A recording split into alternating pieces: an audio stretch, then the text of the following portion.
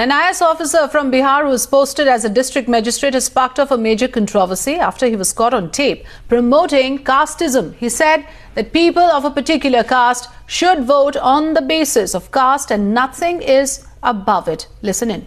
आज के युग में एकता में ही बल है। कई बार जिला पदाधिकारी के रूप में ही नहीं बल्कि अपने छात्र जीवन में भी मैंने देखा है, अपने ही समाज से कोई व्यक्ति यदि आगे बढ़ रहा होता है तो हम उसका उस तरह सहयोग नहीं कर पाते हैं जिस तरह करना चाहिए।